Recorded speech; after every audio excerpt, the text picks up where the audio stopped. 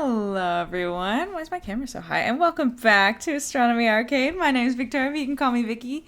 But today you can call me the god of the history of fan fiction. Because Aiden's not here, I am sleep deprived and I have done research.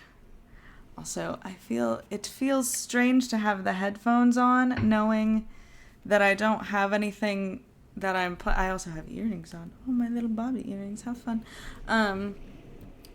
It's weird. I was going to say knowing that I don't have anything to play in my headphones, but I do. Because we're here to chill and vibe. So I made a nice chill vibes playlist on Epidemic Sound. Is it going to get really loud? Is it going to get loud? Solid? Good?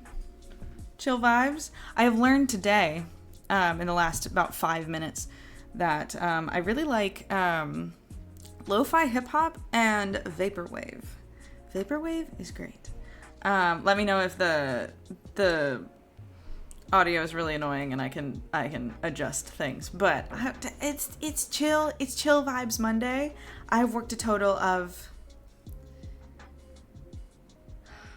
it's like 45 hours in the last 4 days or something like that. It's and done like 50,000 steps. So I'm shockingly my legs still work.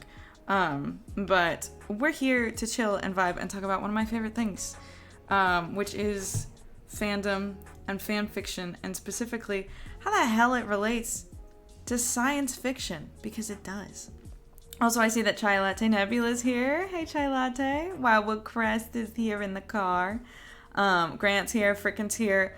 The Minecraft pig. It took me a minute because I was watching the screen and I saw your comment and I was like, oh no. Not the pig. Not the piggy. But, yeah, hopefully you guys... I don't know, this is something new and something different. Aiden's over in the Netherlands having fun, doing cool things. It's also his birthday today. So if you guys want to send him a little happy birthday message on Discord, I'm sure he'd appreciate it. But shall we just begin? I don't know. I feel like I should begin with a question for y'all. Have you guys ever read fan fiction? Do you even know what the hell I'm talking about when I say something like fan fiction? It's something that I have known about for a very long time. And also, what are your perceptions of it? If you know of it, if you've heard of it, are you afraid of it? Do you think it's stupid? Do you think it's great?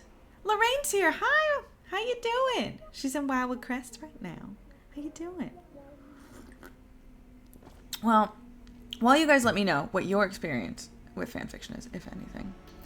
Oh, a little loud. It's a little loud. Let me know if the music balancing is has any issues. But while you guys let me know what your experience has been. You read some fanfics after beating Life is Strange, but they were too spicy for my crying mood after finishing the game. Fair. Life is Strange is... Oh, I started playing that game. Maybe that's something that I could play soon. I'll just probably cry. But Life is Strange, I started playing a long time ago on a really, really shitty laptop, and I could never finish it because it was chugging so bad. But now I have a nice big computer that I can stream on. Also, are we having bitrate issues at all? Let me know. I can't quite tell. I think we're okay. It says we're excellent. So I guess we're excellent. We're always excellent. Except it's frozen now. Oops. Okay, I think we're fine. It just froze for a sec, but I don't think we froze. Anyway, it hits like a truck. I would love to see you play it. Just want to see me cry on stream. But anyway, we'll start at the beginning. Back to the beginning. So... I have this broken up into chunks that I tried to make notes of during my, weekend from hell. They're a little bit all over the place because, again, this was done in between graduations while we were waiting to, get up and help the grads get to stage to read their names and things. So it's a little all over the place. But let us start with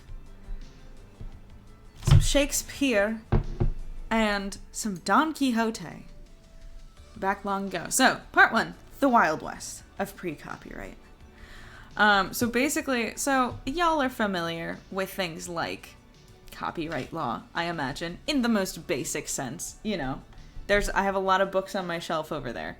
You can't take any of those books and rip the cover off and say, "Hi, I wrote this," you know? Pretty basic. But past that, there's also the copyright law of like protecting against things like plagiarism or works that are extremely similar to already published works, stuff like that. And that first came about in oh, thank you, Chai Latte. You're so sweet. So nice. Morning from New Zealand. Good morning. You're so here for fanfic chat? Hell yeah. Hell yeah. Yeah, I was just asking people what their experience with fanfiction is and like what they know about it, if anything, if they've read it, if they like it, if they don't like it, if they're spooked by it. I know a lot of people are spooked by it. But yeah, so we start with this like pre-copyright world, right? Most books that are written before, so Don Quixote, if you guys have heard of Don Quixote, it's kind of known as like the first novel, right? And before this, there was obviously like a tradition of like fictional storytelling and everything. And people were probably writing stuff too and writing stuff down, but because of the issues when it came to widespread release of anything, because, you know, pre the printing press, which I didn't look up when the printing press was invented. Let's find out. 1440. That tracks. So like before the mid 1400s, so 1440 was when the printing press was invented.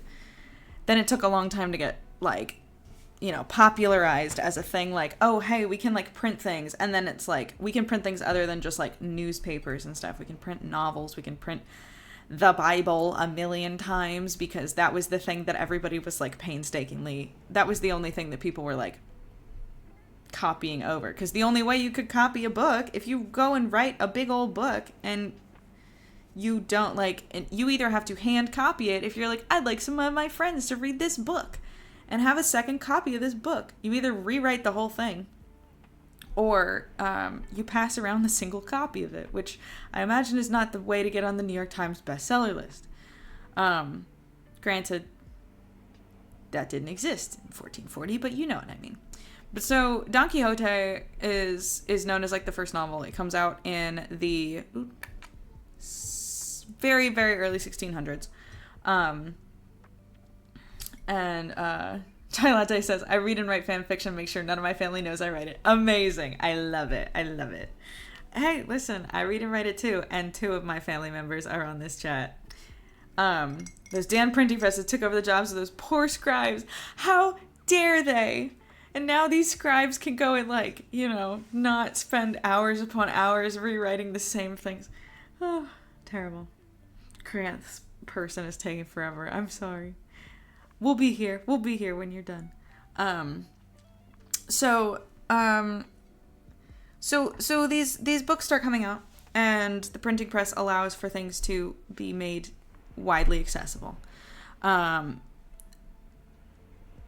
Quixote is a great example of the way that people just, as I said, it was the Wild West of pre-copyright. So this book gets wildly popular. Everybody loves it. And Don Quixote is actually released in 2 parts. The first part comes out very early 1600s. The second part came out later, like 1619 or something like that. I have to check that. But there was a good like 10 or 15 year gap between the first one coming out, or at least being finished, and the second one coming out. Why is this song... Oh, there it goes. Vibes. This needs to be a little louder, I think. A little louder, Gary.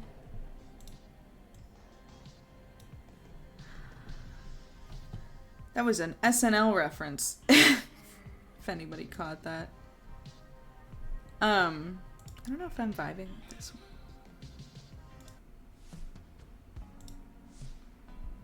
There's one song on here that's called Jersey Turnpike, and I'm really excited for that one. Okay, so So the first part of Don Quixote comes out. Then 14 years later or so, 10 years later, a book called where did it go? Second volume of The Ingenious Gentleman Don Quixote of La Mancha by the, I'm going to butcher this one, Licenciado? Doctorate. Alonso Fernandez de Avenida of Tordesillas? I don't know. But it was published in Tarragona by an unidentified Aragonese who is an admirer of Lope de Vieja, rival of Cervantes, the guy who wrote it. The second part of this, just to clarify that, because it was a long sentence with a lot of names. The second part of Don Quixote, while Cervantes was writing it, was published by another guy who said, I really like the first one. I think I'm just going to write my own version of the second one and say that it's part 2. And he did, because it was the Wild West of publishing. Also, apparently it was translated into English in 1784, and I need to read this. I think that's so funny. And then another example is our lovely Shakespeare, the VOD. Multiple of his plays were based on other things, and while they, and everything's kind of like derivative, everything's a little bit based on other things, right? But derivative in the way of like Romeo and Juliet was basically the retelling of a play. Okay, so according to, there's a quote here. The plot is based on an Italian tale written by Matteo Bandello and translated into verse as The Tragical History of Romeus and Juliet by Arthur Brooke in 1562. Then it is retold in prose in Palace of Pleasure by William Paynter. And then Shakespeare borrowed from all of that to make his play, right? And he did that with multiple things. It ends up that, Shakespeare is very popular, and because of the medium of his work, the plays ended up being more popular and being like cemented in history more so than the things that inspired them. And not only inspired, because a lot of things can inspire things, right? Like you can get inspired by a song, and it doesn't mean you're copywriting the song when you write something by like that's related to it, right? Or like has a similar story. You can be inspired by like another book and write a book that's kind of similar, but it's not like stealing. It's not fan fiction. It's not published fan fiction. But then there's the just straight up stealing, right? There's the copyright infringement. So then people are like, maybe we should like not let people do that. So part 2. Okay, maybe don't steal that yet. So the first copyright law was enacted in the US in 1790.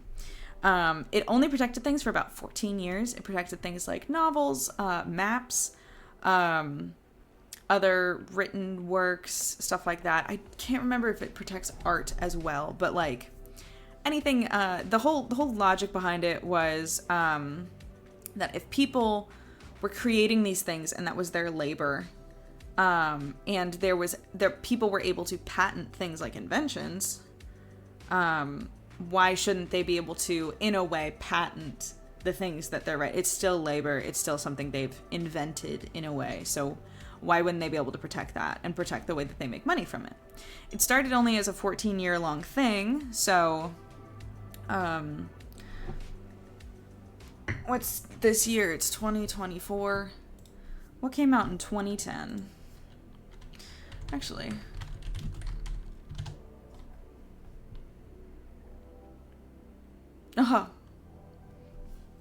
so just for an example, if the copyright law was still only 14 years, the entirety of the Twilight series, the main series, could be fully ripped. The cover could be ripped off. You could send it to a printer. I don't know if they would let you do this, but they might.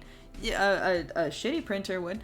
And then you could rebind it and say, here you go, I wrote this. Now today you'd probably have a lawsuit of some sort, but technically that would be completely legal. Since the 1790s, obviously, that copyright law has been extended. Oftentimes by Disney lobbying, because they're afraid that Mickey Mouse is going to be in the public domain. And guess what? He is. But every time in the last, at least since Disney has existed, if there has ever been a change to copyright law, it has always been Disney, which I think is very interesting. It's always Disney that's lobbying the government. Before that, I need the timeline. I had the timeline of copyright law up the other day, but just know that typically it's folks that are like, there were some changes where it was like, we need to make a change for like how many years after the death of the author and stuff like that. Like if they die, how long do they get? What does their estate get? Like does it go away right when they die? Stuff like that. So now it's close to, I think it's 90 years? 70 years after the death of the author, or 90 years? I can't quite remember. But basically, there's a lot more time for things to be protected so people can make more money off of them. Which is why fanfiction has always lived in this ever since copyright laws started, fanfiction has lived in this kind of nebulous space. And I say fanfiction very loosely because there were things like Jane Austen, where a lot of people rewrote books by Jane Austen. There was a lot of Sherlock rewrites, and not quite rewrites, in the way that we think of modern day fanfiction, if you've read any, but more so like alternative versions. It wasn't for the same purpose. It wasn't for the same reasoning. It was kind of like the way that The Lion King is a reimagining of Hamlet. You know what I mean? It's how what's it called? And obviously these are modern examples, but it's how. Wow, I can't remember the name of it. Oh my gosh. Bridget Jones's Diary is a retelling of the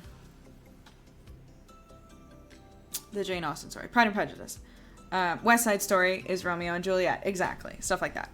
That was kind of so people were writing fan fiction in a way. Derivative fiction is more what it was called, right? It was usually derivative works.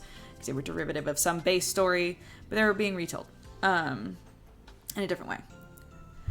But all that changed with the introduction of Star Trek. So, part 3, Kirk and Spock. Happy Pride Month, everybody. So before we get into the fan fiction side of things, I wanted to establish kind of the modern understanding of what fandom is, because I feel like we all kind of there's this nebulous idea of what a fandom is, but what is it like that difference between the difference between creations that people enjoy and then things that there are fandoms of. You know what I'm saying? So the modern idea of what a fandom is came from Star Trek. So people this was kind of a turning point in culture where there's you can I can pull a book off my shelf right now and say yeah, I am a fan of this book. I liked this book, right? I liked I don't know. I mean, Pride and Prejudice. There you go. We'll use the Jane Austen example. I really like the book Pride and Prejudice. I think it's a very good book. I'm a fan of it, right? But that is not... I'm not a fan in the way that I am in the, fandom of other things, right? What am I in a fandom of right now? I got really into Loki. We can go with that. The Star Trek is also where the term Mary Sue appeared. And I can explain that history as well. But, yeah, it became something where you were a fandom. I was having a hard time trying to describe this when I was in my notes. Yeah, Grant, fuck off. Pardon my language, but don't come for me like that. But the I was trying to like succinctly put this into words while on a tennis court turf, hiding behind a tent while people were giving the same graduation speeches, not the same ones, but like they all blur together. So I was like, I'm gonna figure this out better when I'm on stream. We're gonna try. But like, okay, so what I said in my little notes here is like, being a fan of a series, being a Trekkie was like being a fan of this series that was like separate from just like casually enjoying something, right? People become a part of a fandom not when they just like something, but when they engage with other people who like it, or they engage with the material in a way that is past just consuming it, right? So like, it's something like a fandom is created by the love of a show or a movie or a book that inspires people to be creative in their own ways, with the material from the original work, right? So that includes things obviously like fan fiction and fan art. There, like, a lot of people make drawings and paintings and like fan animations and things like that. Music that's inspired by shows or books or movies and stuff like that, comic book series and things. They even things like now in the modern age of the internet, a lot of things that have gotten popular with like social media websites is like fan edits of things, right? People will edit together pieces of their favorite shows with their favorite characters and like share them with the community that also enjoys that show. They'll make these clip edits of like the funniest like the best moments of whoever, and it's like a little fan reel of that, right? There's the Lost fandom is like a huge example of another way that people engage with stuff, which is theorizing and like looking for clues and stuff in stories that have an overarching plot and an overarching mystery. The Lost fandom was crazy with that, so much so that the showrunner did a bad thing and decided to change the ending of Lost because he was like, well, we're smarter than you. You guys didn't figure it out yet. And then kind of butchered the show. From what I've heard, I could be wrong, but I've heard that the show ending is not great. Or just a little jump the sharky. And yeah, so it's this element of like engaging with the material past just watching it, and engaging also with other people who are doing the same thing, right? And who enjoy this thing. And one of those ways nowadays that happens with the internet, but one of the ways that happened a lot pre-internet is things called fanzines. So fanzines are basically just little magazine style, like pamphlet sort of thingies, that, real cheap, easy to produce sort of things. They were printed, as cheaply as possible on these, hold on. There was like a word for it, but there's like, cheap paper, distributed for free or for extremely low money just to recuperate the costs that it took to print it. And it would feature work like art and fan fiction and other like fun things like that in a little booklet form that were by all these different creators from a community. So they would like maybe in the age of fanzines, it'd be you'd go to a convention and you'd see somebody handing out a fanzine, and it was artists and authors that really love Star Trek, all from the, couple hours area, and they, put together a zine and they want to show you their work. And obviously all of this stuff was, like I said, it was either free or the only cost that was being, like, the only payment that was asked for was to help recuperate the cost for actually printing the thing. Nobody was making money off of these, because you can't make money off of these. You're not, because of copyright, you're not allowed to make money off of fan fiction or fan art or anything like that. Some people, if you've been on a website called Redbubble for stickers and stuff, you'll see that some people do try to make money off of fan fiction. And technically, I mean, like, artists, I'm all for artists getting their bag, get your dues. But, and like some people will do like things like commissions. A lot of artists will open up their commissions on things like Tumblr or Twitter and or Instagram, and say like, hey, I need some extra money for this and that or whatever. These are examples of what I draw. I can draw whatever you want for you for these prices. And sometimes people will ask for like original characters, but a lot of times people ask for drawings of their favorite characters from different fandoms. And technically that is like a violation of copyright, but because it's done on a small scale, and because it's typically done off the internet, if it's a character that exists in fiction, the artist will specifically ask like, hey, don't post this anywhere because I drew it for you, and like, don't want to get sued.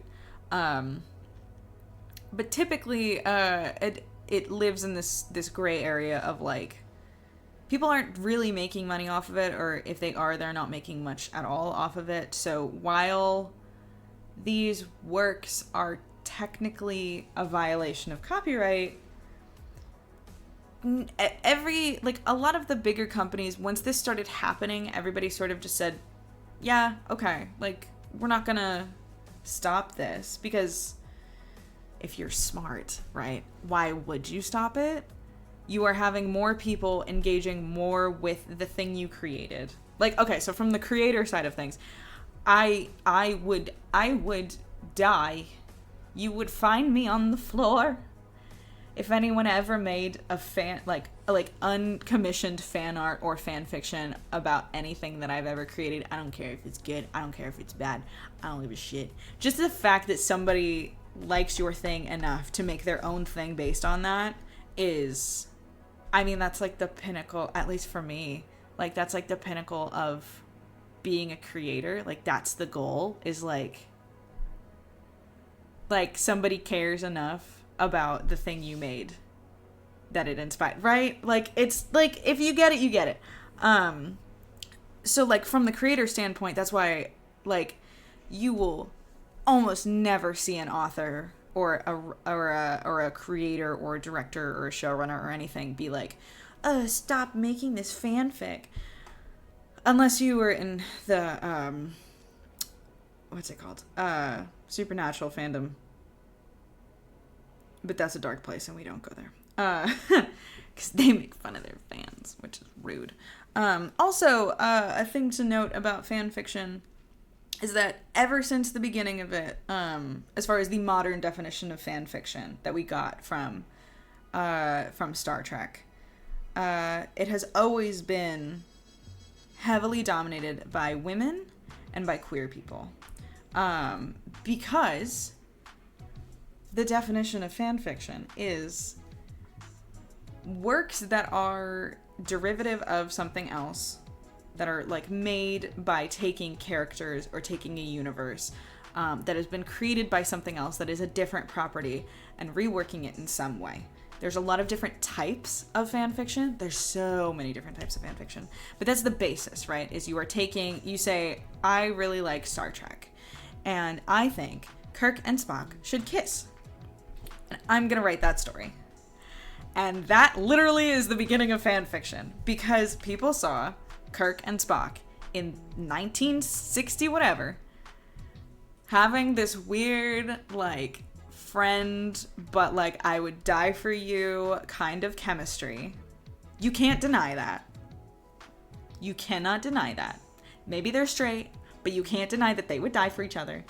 And that is perfect fodder for anyone who's like, I really, like, they're never gonna kiss on camera. It's the 60s. They barely let Kirk kiss a black woman in, like, the first episode, I think? First or second episode? That was, like, the first interracial kiss on television, I'm pretty sure. So ain't no way they're gonna let him kiss Spock.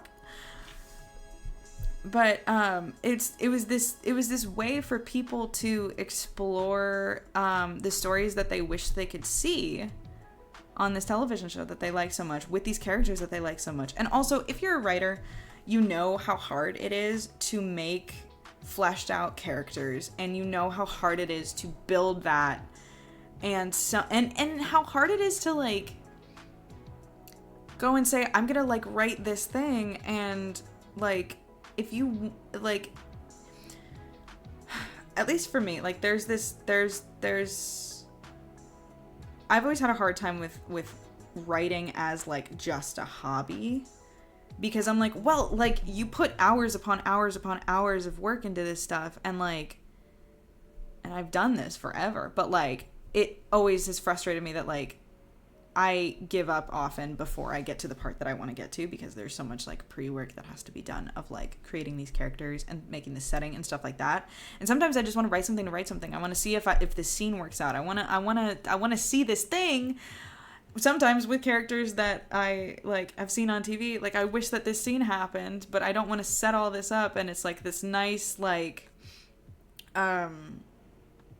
this way to take things that already exist and borrow them and put them in a different situation and still practice your writing and like still like enjoy the process of it without having to do some of the heavy lifting that's a little bit harder for things like you don't have to commit to a novel. You can just write a scene from, you know, and you already have these characters established, and you know how Spock acts, and you know how Kirk acts, and you know how Uhura and Bones and all of them, you know, and like and that's so fun, and you can like play with these characters that you know so well, and then at the end of it, maybe you can put it in a fanzine and somebody will read it and be like, oh my god, that was so, man, I wish they made an episode of that, you know what I mean? And there's like this amazing, beautiful little like, I don't know, it's just so fun. Anne Rice is infamous in fandom circles for not liking fan stuff of her works. Oh, I mean, it's a lot to do with the creator. Yeah, I can absolutely see it being headed by queer people and women, as those are two groups who tend to be poorly represented in fiction as well. Yes, and fan fiction is where I've seen myself represented a lot more than in original fan fiction. That's also a huge driving factor for people. Okay, so like I said, there are a lot of queer people of all, so you know, as I've said, Kirk and Spock, like the pairing of Kirk and Spock was kind of the thing that like a lot of Star Trek fan fiction started from, right? Is people were like, these two clearly have some sort of chemistry that like it goes beyond a friendship, you know, and maybe they were best friends, and maybe they were meant to be more, but we'll never know, right? But like that was never something, like everybody knew that was never something that was going to be explored on television. It just wouldn't. And for a lot of queer people, no matter how you identify under the queer umbrella, like the opportunity to see, like to have that come to fruition in a way, and to have something where like your two favorite characters are able to get together, even though they're both men, even if it's in a fan fiction, that's like very like, you know, I don't know, you want to be able to make that, and you want to be able to read it, and like it's so nice. We went to a convention a few weeks ago in Phoenix, and there's an author that I absolutely adore. Their name is Aiden Thomas, and they're a non-binary trans author, Latinx author, And they wrote a book called Cemetery Boys and Sunbearer Trials, where there's a lot of other queer and trans folks in them, and they're really, really great. And on this panel, all of the authors were asked, they were awesome. On this panel, they were asked if, like what stories inspired them and what they saw themselves in when they were a kid. And Aiden Thomas was like, I'm going to be real with you. I didn't see myself anywhere until I found fan fiction where there were characters that I loved from a TV show where someone had written them as trans. And, like, that was the first time that they saw themselves in fiction. And I think that's just, like, so, like that's why it was headed by queer people, is because, like, we were nowhere else, you know? We were nowhere else. If anything, if any queer book was ever getting published, the person dies at the end, or their life is shown as sinful and terrible or whatever, or they're made the butt of the joke. And even in film and television, you can see that up through the 2000s. It's only very recently that that's changed. So for people who wanted to see these, like, you know, in fandoms like Buffy and Star Trek and Harry Potter and, like, all of these fandoms where everybody was so incredibly straight, but there was so much tension. Oh my god. Of course they're queer. But no, they can't be. Then you turn to fanfiction. And it's great. So fanfiction. What's the definition of fanfiction? Like, what is it now? What does it do? I mean, besides giving, you know, that opportunity to change things. There's a lot of different types of fanfiction. I feel like a lot of people have I feel like a lot of people who have a bad connotation of fanfiction assume that it is, they know of the, as Grant mentioned before, the Mary Sue style fanfiction and the very explicit fanfiction, which I think also those have their merits as well. I don't think, like, I am not here to, obviously I love fanfiction. Y'all, I'm gonna be real with you guys. I worked 45 hours this weekend, and because of that, and because I survived, I'm treating myself, and I'm getting a Kindle soon, for the exclusive, for the exclusive purpose of, well, two exclusive purposes of reading my friend's work, like Grant, because I don't like reading things on my laptop, so I can just throw PDFs on there and read on a nice little Kindle, and for reading fanfiction, because I love it. I think it's so fun. They're just very good friends. JKR and Remus and Sirius probably. Well, oh my god, yeah. Miss Rowling can go spew her bullshit somewhere else. Do not like her. She's a TERF. Trans people exist and matter. Obviously, we know that here.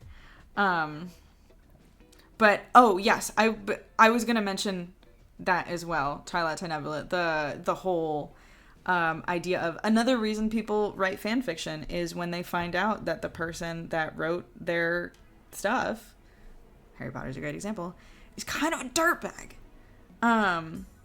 So if y'all were not informed, so within the Harry Potter fandom, I love Harry Potter. I think it's great. Unfortunately, it's written by an extremely transphobic, awful person that has made themselves very well known in the last several years. She's also, she's always kind of been a little iffy, a little racist, a little xenophobic in general, little anti-Semitic. It's not great. I think it just took us a little while to kind of piece all that together. Also, I was a child when I read it, so like that, you know. I mean, she's got her one Asian character in the entire, and I say Asian because I don't even know where she's from. Can't remember. She was there for 5 minutes. Her one Asian character, her name is Cho Chang. I don't know if I have to explain further.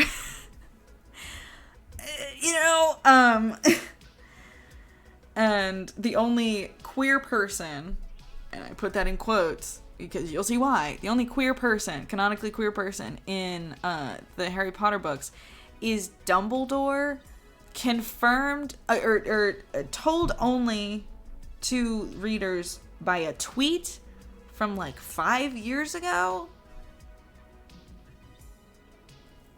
Stupid. Anyway, but because of that, and because sort of because of that, but also it existed before all of this kind of came out. A lot of people were writing Harry Potter fan fiction, and I'm pretty sure it's still the highest, or like it's the property with the most fan fiction written about it on a website called Archive of Our Own, which is an extremely popular fan fiction website and my favorite. It's got the most works about it, and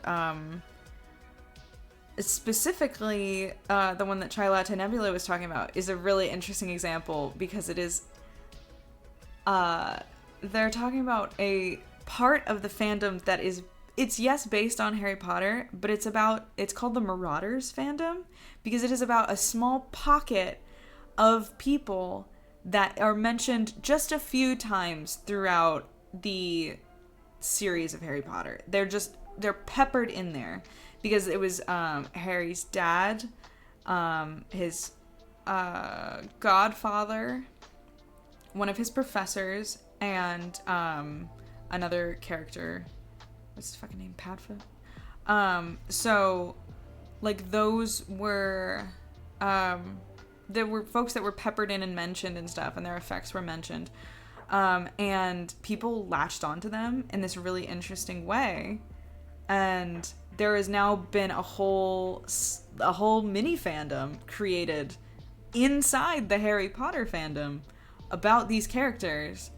And in them, a lot of them are queer and are diverse. And it's just really fun to see one of the ones that I have been waiting to read but have not read yet, because I want to get my Kindle. I want to read it on my Kindle because it's like 300,000 words. Is a Marauders fanfic, and I'm very, very excited for it. But yeah, so that's like a type of like derivative fan fiction. But there's also some that are just like alternate universe style fan fictions. A lot of people will write things where it's like we're taking something like Star Trek or Harry Potter that's in like a high fantasy, high sci-fi kind of world, and we're gonna take those characters, but we want to put them in a completely different setting. They're actually in college and they meet in class, and I want to see what happens then. Or they actually live in a small town and one of them works at a coffee shop, and I want to see what happens then.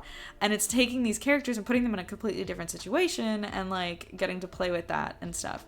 And sometimes the characterization, even like sometimes characters don't like people stretch characterizations in fanfic and stuff like that. But I also like it's a playground, you know? It's like this great, fun, lovely place to kind of do whatever you want, silly putty the hell out of your favorite characters and your favorite settings, and it's just so much fun. It is so much fun.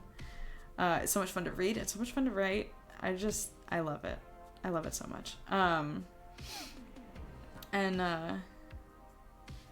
Oh my god, yeah. Fanfiction.net still asked if you were 18 or over. I love it.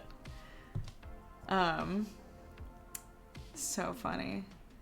Do. Bum bum bum bum bum bum bum bum bum bum bum bum. Oh yeah, you guys were talking about. I was reading through chat. You guys were talking about JKR. Yeah, the whole bloodborne illnesses like AIDS with the werewolfism. Yeah, not great, not great. But it's like that's the kind of thing. It's like it's a great way.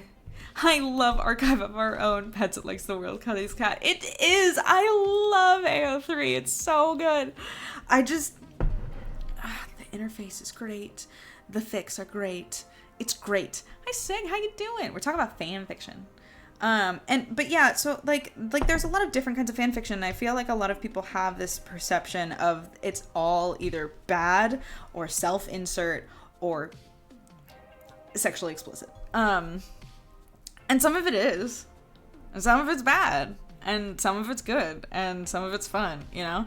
But there's also a lot of stories that are just like people wanting to explore these characters in different ways. There's, like I said, those alternate universe coffee shop ones. There's, let me pull up the Wikipedia, surprisingly, had a excellent list of like terms that was very helpful for me to remember all the things.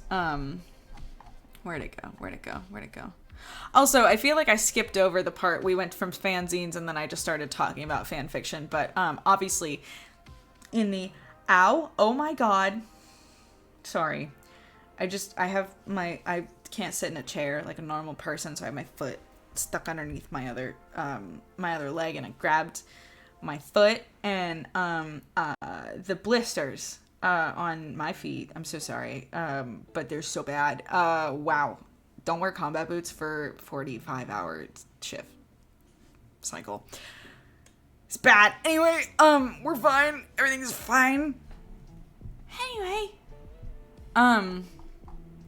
But when the internet came out, fan fiction just took off, because like the ways in which you can interact with people, there are these websites now like Archive of Our Own, fanfiction.net, Wattpad, that all kind of had their own ecosystems of fanfic.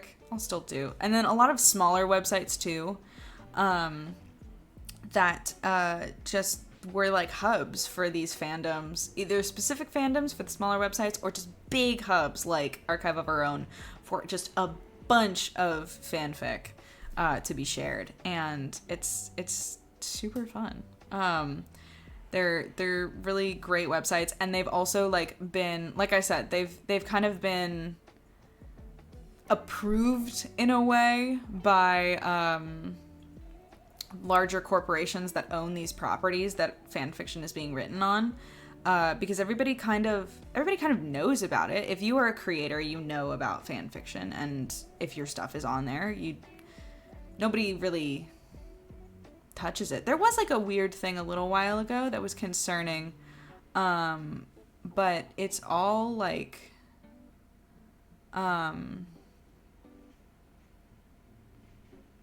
it's all not for profit, and it's all like just to share fan work, and it's like really fun. Amazon, greedy corporate daddy that it is, did try to make their own fan fiction selling platform in 2013. It was called Kindle Worlds. The service enabled fan fiction stories of certain licensed media properties to be sold in the Kindle store, with terms including 35% of net sales for works of 10,000 words or more, and 20% for short fiction ranging from 5 to 10,000 words. However, this arrangement included restrictions on content, copyright violations, poor document formatting, etc. Amazon shut it down in August of 2018. We don't like Amazon here. Unfortunately, I am gonna buy a Kindle, and we do stream on Twitch, so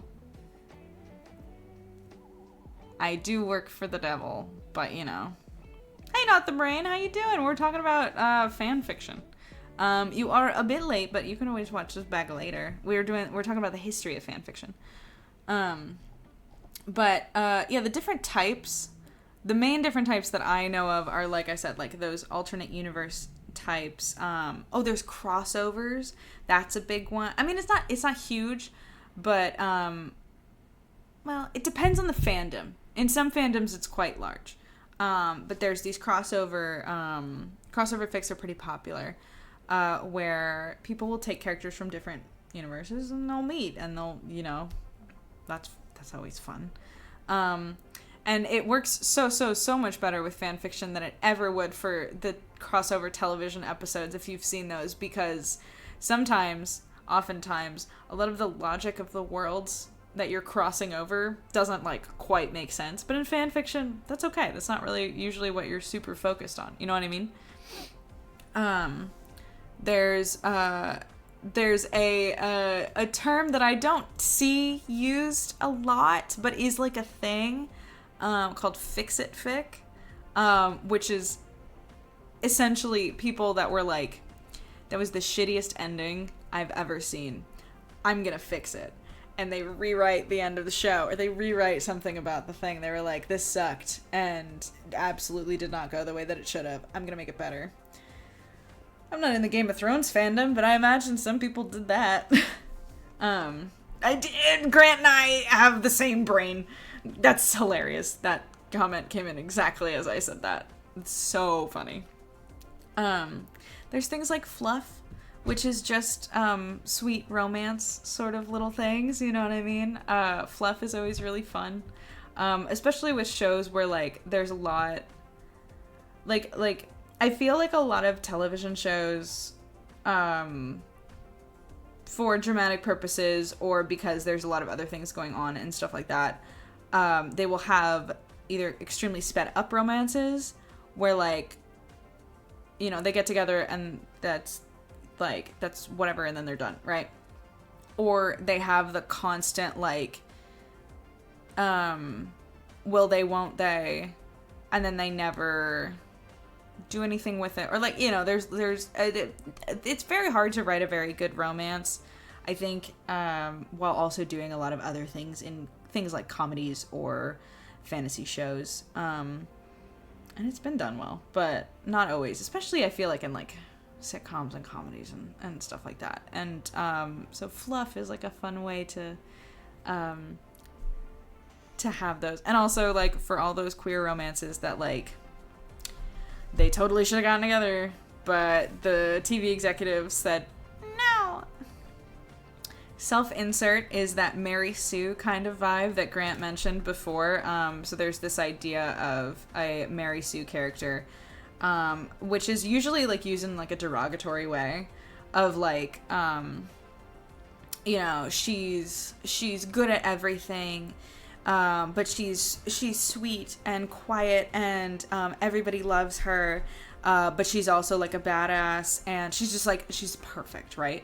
And she's great and she fits in with the world and everything like that. And it's perfect. A lot of times people do YN, which is like Y/N is an insert for your name. So some people write these fics and they'll be like, you know, Harry and Y/N walk down the hall of Hogwarts or whatever, right? And you're supposed to insert yourself. And, like, some people really like that, you know? There's that, like, nice, fun little escapist thing of, like, hey, I want to see myself in the story. And that's a good time. The Mary Sue, like, derogatory version of that, I feel like has been really bastardized, because people will be like, oh, there's such a Mary Sue in, like, actual fiction and stuff. And I think self-insert fan fiction, while I don't read it because the Y/N drives me nuts, my immortal hasn't been mentioned, you're right, holy shit.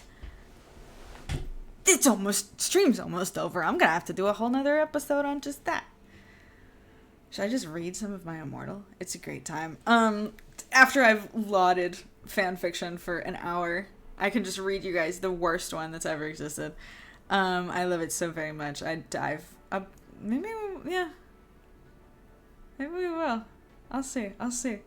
But yeah, I think going back to the, like, your name and, like, self-insert fanfiction, I think there's also, like, a place for that. I think it's really fun to see yourself in universes that you love with characters that you love, especially if, like, a lot of people that write these fanfics are teenagers or young adults that are like trying to find their place in this capitalistic hellscape that we call the earth. And like sometimes you just need to escape from that. And like it is absolutely harmless to write a little story inserting yourself into the Star Trek world or into the Harry Potter world, or I don't know if you'd want to put yourself in the Hunger Games. That feels scary. Twilight, whatever you want. You know what I mean?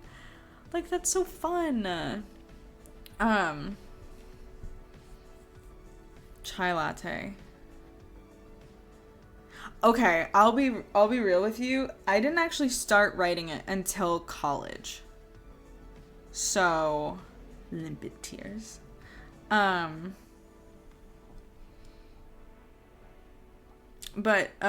so I don't.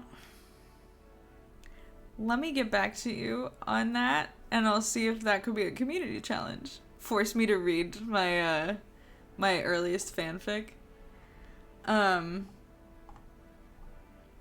yeah, like those are kind of the main types of fan fiction. There's also just, you know, like I said, it's smut, the sexually explicit kind, and that's fun sometimes too. But yeah, it's just like a really, fan fiction is just a really fun and great thing. I think that like it's, I don't know. I think it's just so fun to get to like take these characters that you love and play with them and like make a new story, and then especially and then in that vein of fandom and interacting with other people that love the thing you love, you can put it on, if you're brave enough, you can put it on Tumblr, or you can put it on AO3, or you can put it on fanfiction.net. And then I have a few things on fanfiction.net that I sometimes get a little email saying, hey, somebody read this and they left kudos on your story. It's called kudos on AO3, but it means they liked your story. And like, I don't know, that just, it makes you feel all warm and fuzzy inside.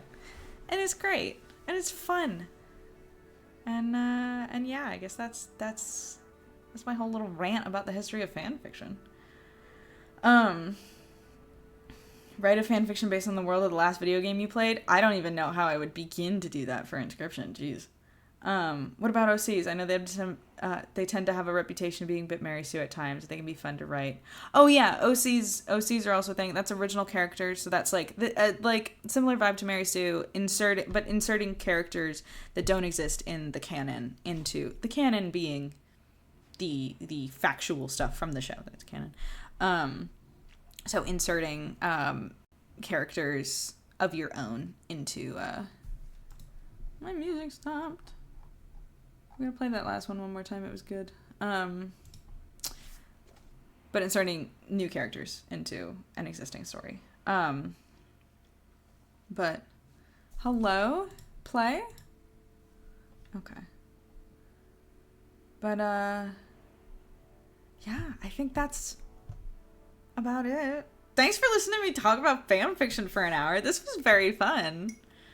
I don't know. I like talking about astronomy stuff, but I also really like just kind of hanging out and talking about some of the things that I really like. Because I like astronomy.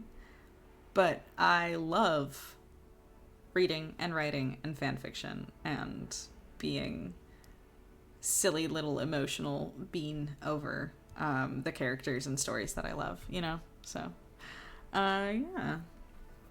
You want a second fan fiction chat? I can tell you all about my favorites. All about the good ones.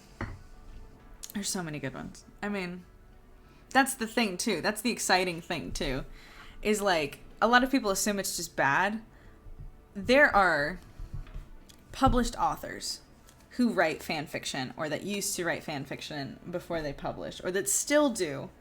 There's one author, I can't remember who it was exactly, but it's one of the authors who, like, me and my friend Jen have read her books and loved her books, and she told me, she was like, oh my god, her writing schedule is like, her planned schedule is like she wrote she posted on Twitter one time. She was like, the order in which I wrote these things: massive fan fiction, first novel, another fan fiction, second novel, 2 more fan fictions. And like, you know, people just love, I don't know, there's just like fun collaborative element of it too. It's just fun. It's just great. And I'm glad you guys enjoyed it.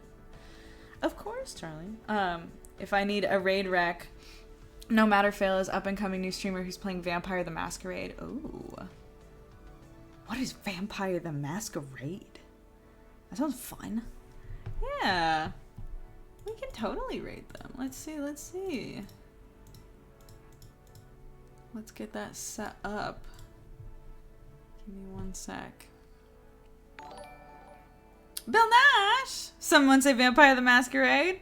Thank you so much for resubscribing. Yeah, we were just talking about the person we're about to raid was playing it, I think. Said it was No Matter Fail. Oh, they're playing it now, it looks like. Very fun. Okay, yeah. I'll send you guys over there.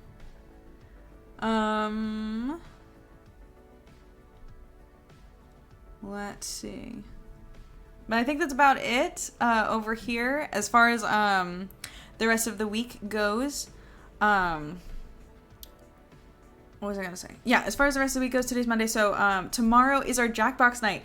Please come by. It's gonna be super, super fun. We are going to play Jackbox with the community. It's the usual time that we stream. It's going to be 7 p.m. Pacific Standard Time. Bring a little bevy. Bring a little snack. It's going to be so fun. Grant spamming the chat. And we're going to play games where you guys can also get in on the game. So get ready to have a good time. Bring your jokes. Have some fun. Yeah, and then on Thursday, I will be here playing something. I haven't decided yet. If you guys have any suggestions, feel free to... A little bevy action? Yeah, a little bevy action. I got a little bevy. But if you guys have any suggestions for what I should start playing on Thursday, feel free to put them in here or on in the Discord, which Grant already shared. You can also check out the VODs on YouTube. I'm going to be updating those this week. I know they're like severely behind and I think a little bit out of order, but we're going to figure that out. And yeah, you can check out our Instagram as well.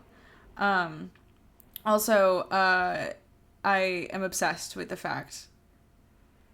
Grandma, you have a good day too. I'm obsessed with the fact that my lovely grandmother just listened to me talk about fanfiction for an hour with all the rest of you guys. But we will see y'all later, and I'm gonna send y'all over for that raid in just a second, so stick around for a moment. I'm gonna start the post stream though, so I'll see you guys later.